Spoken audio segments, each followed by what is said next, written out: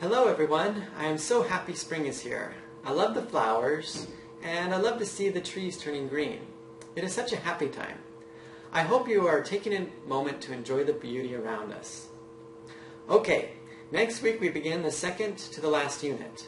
Unit 6 is all about investing and planning for retirement. Some of you are thinking that retirement is such a long way off that why should you care? But others of you are thinking, oh my, that is getting close, and I wish I had started thinking about this many years ago. Remember, we have a diverse age range of students in this course. Now, I am going to sound like a broken record because it all comes back to the time value of money. Let's say you invested $100 per month starting at age 40, and let's assume a modest interest rate of 2.5%.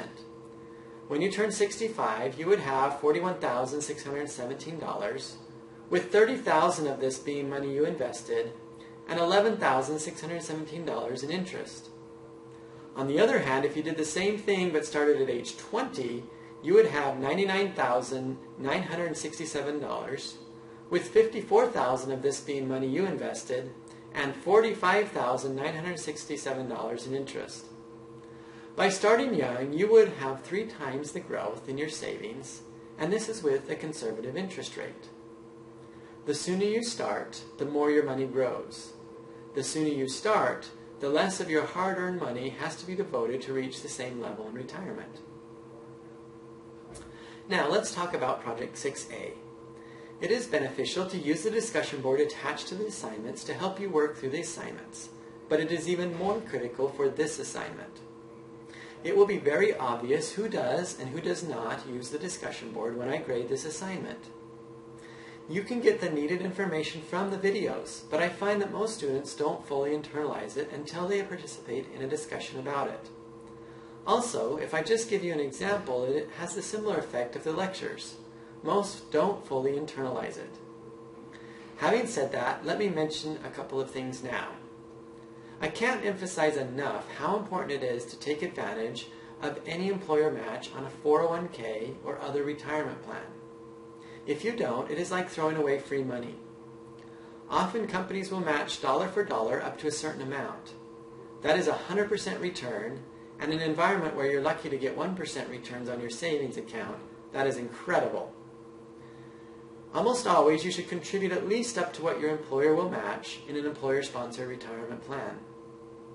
The other point I want to highlight is that for the regular investor, and this applies to almost all, if not all of us, it is much smarter to invest in mutual funds that contain lots of different stocks and/or bonds instead of investing in individual stocks. Purchasing shares in a mutual fund that contains Apple stock is much better, generally speaking, than purchasing Apple stock by itself. This goes back to the discussion in the discussion board for the practice exam questions from Unit 5 about market risk versus firm-specific risk. It is hard to get away from market risk, but it is much easier to get away from firm-specific risk. If this is not making sense to you, please go back and read the discussion in the practice exam question discussion board in Unit 5, and then start a new discussion in the discussion board for Project 6A. I also want to point out this slide in the lecture video. It gives you a recommendation of the order in which you should invest what you're setting aside for retirement. First, as I mentioned before, take advantage of your employer match. Then, if you still have money available, invest in a Roth IRA. Roth IRAs give you more flexibility and your funds grow tax-free. If you max out what you've contributed to a Roth IRA, then you can go back to your employer plan and see if there are good options. After that, consider a traditional IRA, and finally, taxable investments. Using life insurance annuities as a way to invest is a very expensive way and typically not ideal for most people. Contact a financial planner before you use these products for investing purposes. Alright everyone, I look forward to our interactions in the discussion boards. The semester is winding down, so please take advantage of the next few weeks. What you will learn will come in handy, maybe sooner than you think, especially if you're close to graduation. You don't want to sit down with a human resource manager after you get a job and have no idea what to do with the retirement savings options they offer.